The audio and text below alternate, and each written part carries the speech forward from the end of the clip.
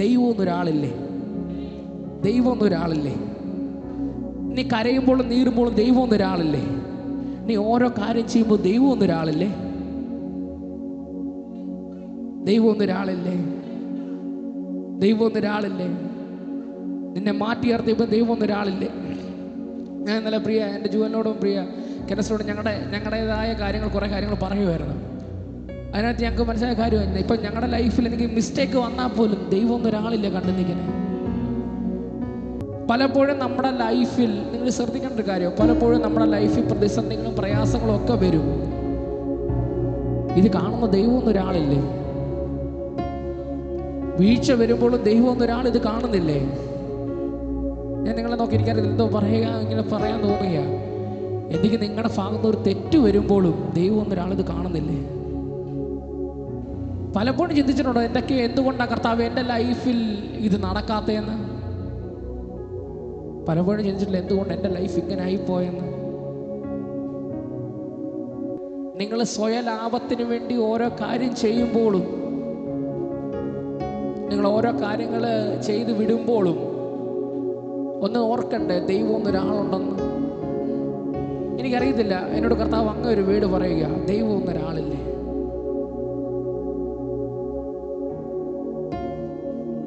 ഇതൊരിക്കലും ഒരു പവർ മെസ്സേജോ അങ്ങനെ ഒരു രീതിയിൽ പോകുന്ന രീതി മെസ്സേജ് മീറ്റിംഗ് അല്ലേ ഇത്.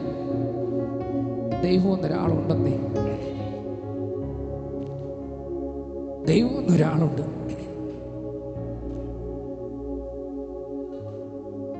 പലപ്പോഴും നമ്മുടെ സാഹചര്യങ്ങൾ നമുക്കെതിരായി നിന്നപ്പോഴും, ദൈവത്തെ കുറ്റം പറഞ്ഞ് മാറി നിന്നപ്പോഴും, പലപ്പോഴും പിറുപിറുത്തപ്പോഴും ദൈവം എന്നൊരാൾ ഇത് കണ്ടുകൊണ്ട് നിൽക്കുകയല്ലേ?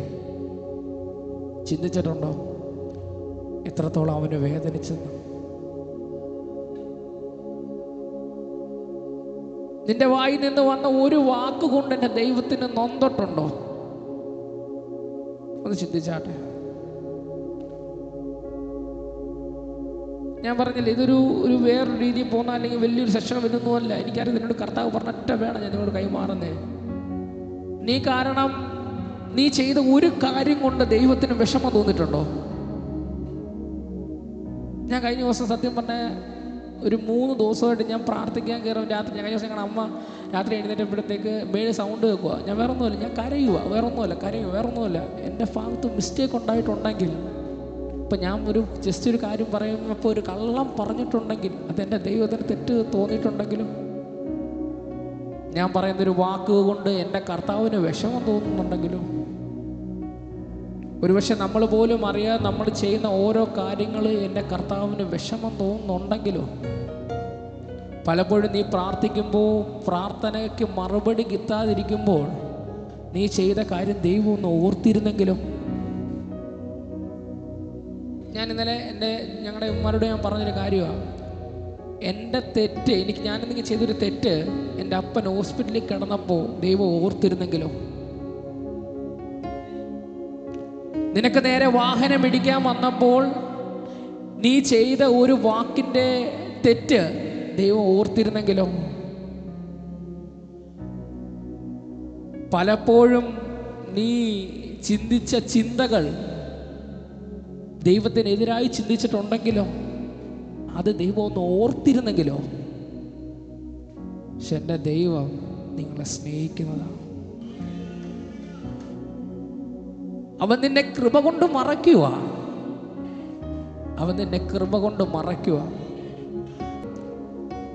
ഒത്തിരി ദേവദാസന്മാർ, ഒത്തിരി ആൾക്കാർ ഓരോ കാര്യങ്ങളൊക്കെ ചെയ്യുമ്പോഴും, സ്വലാഭത്തിന് വേണ്ടി ചെയ്യുമ്പോഴും പറയുന്നൊരു കാര്യമാണ്, ദൈവം ഒരാളില്ലേ? ദൈവം കാണുന്നില്ലേ? ഞാൻ നിങ്ങളെ നോക്കി വിളിച്ചു പറയുക, ദൈവം ഒരാളുണ്ടെങ്കിൽ അവൻ കൃപ കൊണ്ട് നിന്നെ മറയ്ക്കും. ഈ നിമിഷം ഞാൻ പറഞ്ഞില്ലേ, ഇത് നമ്മുടെ ഒരു സാധാരണ മീറ്റിംഗ് പോകുന്നതിൻ്റെ കൂട്ടല്ല. പക്ഷെ ഒരു നിമിഷം ഏറ്റു പറയുക, ഒന്ന് ഏറ്റു പറഞ്ഞാൽ, കർത്താവേ, എൻ്റെ ഭാഗത്തൊരു മിസ്റ്റേക്ക് വന്നിട്ടുണ്ടെങ്കിൽ, എൻ്റെ ഭാഗത്തൊരു കുറ്റം വന്നിട്ടുണ്ടെങ്കിൽ, എൻ്റെ ജീവിതത്തിൽ ഒരു ചെറിയ വിഷയമെങ്കിലും വന്നിട്ടുണ്ടെങ്കിൽ, ഞാൻ ചിന്തിച്ച ചിന്തയിൽ നിന്ന്, ഞാൻ പറഞ്ഞ വാക്കിൽ നിന്ന്, കർത്താവേ, ഞാൻ കാരണം എന്തെങ്കിലും തെറ്റോ കുറ്റോ കുറവോ ഉണ്ടായിട്ടുണ്ടെങ്കിൽ ഒരു നിമിഷം പറഞ്ഞാട്ട് കർത്താവേ എന്നോടൊന്ന് ക്ഷമിക്കണേന്ന്. അപ്പൊ എന്നോടൊന്ന് ക്ഷമിക്കണം ഒരു നിമിഷം എന്ന് പറഞ്ഞാട്ട്. അപ്പൊ എനിക്ക് അങ്ങല്ലാതെ വേറെ ആരുമില്ല. പ്രിയരെ, ദൈവം എന്നൊരാളുണ്ട്, എൻ്റെ കർത്താവ് എന്നൊരാളുണ്ട് നിന്നെ ജീവിപ്പിക്കാൻ, നിന്നെ തകർച്ചയിൽ നിന്ന് കരകയറ്റാൻ, നിന്നെ പിടിച്ചുയർത്താൻ ദൈവം എന്നൊരാളുണ്ടെന്നേ എന്ന് പറഞ്ഞാട്ടെ. കർത്താവേ, അടിയനെ സമർപ്പിക്കുന്ന ഒരു നിമിഷം പറഞ്ഞാട്ടെ. ഒറ്റ കാര്യം പറ, കർത്താവ് എന്നോട് ക്ഷമിക്കണേ എന്ന് പറ. അതരങ്ങളെ തുറന്ന് പറ, എന്നോട് ക്ഷമിക്കണേ കർത്താവ്. എൻ്റെ വീടിനല്ല തടസ്സം ഞാനാണെങ്കിൽ അതെന്നോട് ക്ഷമിക്കണേ എന്ന് പറ. സാറിന് ഈ കൺഫസിങ് ഒക്കെ മീറ്റിങ്ങുകളുടെ അവസാനം നടക്കുന്നത്, പക്ഷെ ഇത് ആദ്യമേ നീ വെച്ച് പറ. കർത്താവ്, എൻ്റെ ഭാഗത്തെ തെറ്റുകൊണ്ടാണ് എൻ്റെ വിടുതലൊരു തടസ്സമെങ്കിൽ കർത്താവ് ഞാൻ ക്ഷമ ചോദിക്കുക. ഒരു നിമിഷം ഒന്ന് പറഞ്ഞാട്ടെ. കർത്താവ്, എൻ്റെ ലൈഫിലെ വീഴ്ചകൾ വന്നതാണ് എൻ്റെ ജീവിതത്തിൽ ഒരു തടസ്സമെങ്കിൽ ഞാൻ ക്ഷമ ചോദിക്കുക എന്ന് പറഞ്ഞാട്ടെ.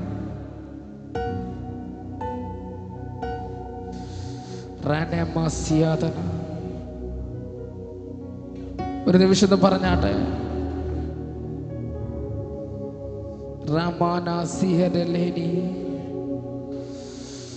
അതരങ്ങളെ തുറന്നൊന്ന് പറഞ്ഞാട്ടെ.